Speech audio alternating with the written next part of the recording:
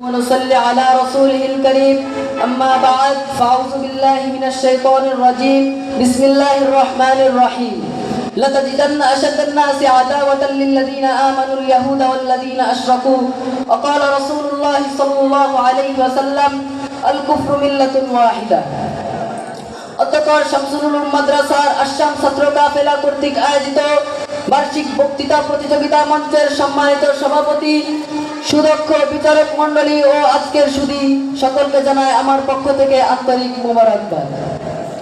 আপনারা সকলে আমার আলোচ্য বিষয় সম্পর্কে অবগত আছেন, আর তা হলো বাংলাদেশের বিরুদ্ধে ভারতের চতুর্মুখী অগ্রাসন প্রতিকারের পথ ও পদ্ধতি।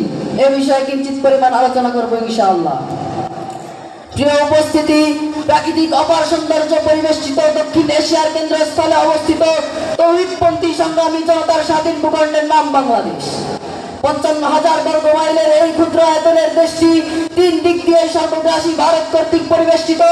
পশ্চিমে পশ্চিমবঙ্গ ও বিহার, পূর্বে আসাম ও মিজোরাম, উত্তরে মেঘালয় ও আসামের অবস্থান। শুধুমাত্র দক্ষিণে বঙ্গোপসাগর আর পূর্ব কোণে সামান্য একটি অংশ বার্মার সাথে গিয়ে মিলিত হয়েছে। অর্থাৎ পার্শ্ববর্তী সকল বন্ধু রাষ্ট্র থেকে দূরে এক অবিচ্ছিন্ন রাষ্ট্র হলো বাংলাদেশ। বাংলাদেশের এই ভৌগোলিক অবস্থান মূলত হিন্দুত্ববাদী ভারতের ব্রিটিশ প্রভুদের গোলামীর এক অসামান্য উপহার।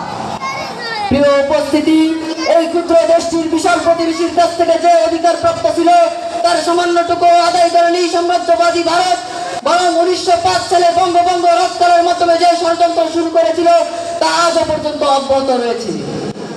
ভৌগোলিক অবস্থানের দুর্বলতার কারণে রাজনৈতিক, অর্থনৈতিক, বুদ্ধিভিত্তিক, সামরিক সহ যত ধরনের আগ্রাসন হতে পারে সকল ধরনের আগ্রাসনের শিকার আমার প্রিয় জন্মভূমি বাংলাদেশ। আমি তার সংক্ষিপ্ত একটি রিপোর্ট আপনাদের সামনে তুলে ধরতে চাই। প্রিয় উপস্থিতি, প্রথমত কোনো জাতির উন্নয়নের জন্য তার অর্থনৈতিক ব্যবস্থা উন্নত হওয়া অপরিহার্য। তাই বাংলাদেশের অর্থনৈতিক ব্যবস্থাকে ধ্বংস করার জন্য ভারত সুদূর প্রসারী চক্রান্ত চালাচ্ছে। যখনই বাংলাদেশে কোনো শিল্প প্রতিষ্ঠান গড়ে ওঠে ঠিক তখনই ভারত তার বিপরীতে ভেজাল নকল মিলিয়ে কম খরচে সে পণ্য উৎপাদন করে চোরাই পথে বাংলাদেশে পাচার করে দিচ্ছে, আর এদেশের অসচেতন জনগণ তা লুটে নিচ্ছে। ফলে প্রতিযোগিতায় টিকতে না পেরে ধ্বংস হয়ে যাচ্ছে এদেশের কলকারখানাগুলো। বেকার হয়ে পড়ছে লক্ষ লক্ষ শ্রমজীবী মানুষ। স্থায়ী বঙ্গুত্তর দিকে এগিয়ে যাচ্ছে বাংলাদেশ। এছাড়াও নদীমাতৃক বাংলাদেশের কৃষি ব্যবস্থার উপরেও ভারত ভয়াবহ আগ্রাসন চালাচ্ছে। যখনই বাংলার উর্বর মাটি ফুলে ফলে সুশোভিত হয়ে কৃষকের মুখে হাসি ফোটাবার সময় এসে যায়, ঠিক সেই মুহূর্তে ভারত ফারাক্কা বাঁধ ছেড়ে দিয়ে বন্যার কবলে ফেলে এদেশের কৃষকের সকল আশা ভরসাকে ধুলোর সাথে মিশিয়ে দিচ্ছে। অন্যদিকে শুষ্কের মৌসুমে ফারাক্কা বাঁধ বন্ধ রেখে এদেশের কৃষি ক্ষেতগুলোকে ভয়াবহ ধ্বংসের দিকে ঠেলে দিচ্ছে। তাছাড়া সকল আন্তর্জাতিক আইন উপেক্ষা করে এদেশের কৃষি ব্যবস্থাকে বিদ্যাঙ্গুলি প্রদর্শন করে সিলেক্ট পয়েন্টে নির্মাণ করেছে টিপাই মুখবাদ, যা উত্তরাঞ্চলের পর এবার বৃহত্তর সিলেটকে মরুভূমিতে রূপান্তর করবে। এছাড়াও আজ যখন বাংলাদেশের বাজারগুলো পেঁয়াজ, ডাল, চিনি ইত্যাদি নিত্য প্রয়োজনীয় জিনিসের অভাবে স্থিতিশীল হয়ে উঠেছে, ঠিক সেই মুহূর্তে ভারত বাংলাদেশের উপরে রপ্তানি নিষেধাজ্ঞা করে এক জঘন্যতম অধ্যায় সৃষ্টি করেছে। প্রিয় উপস্থিতি, ভারত বাংলাদেশ থেকে ইসলামকে দূরে রাখার জন্য বুদ্ধিভিত্তিক অঙ্গনে ভয়াবহ আগ্রাসন চালাচ্ছে।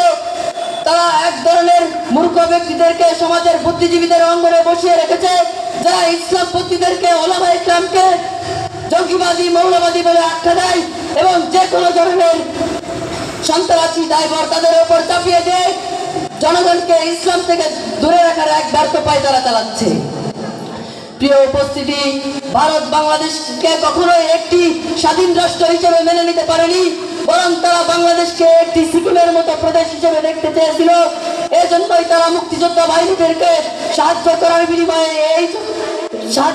বিনিময়ে এই চুক্তি করতে বাধ্য করে যে 25 বছর যাবৎ বাংলাদেশ কোনো সেনাবাহিনী গঠন করতে পারবে না, বরং উভয় দেশের যৌথ প্যারামিলিটারি বাংলাদেশের সামরিক শক্তি অর্জন হবে।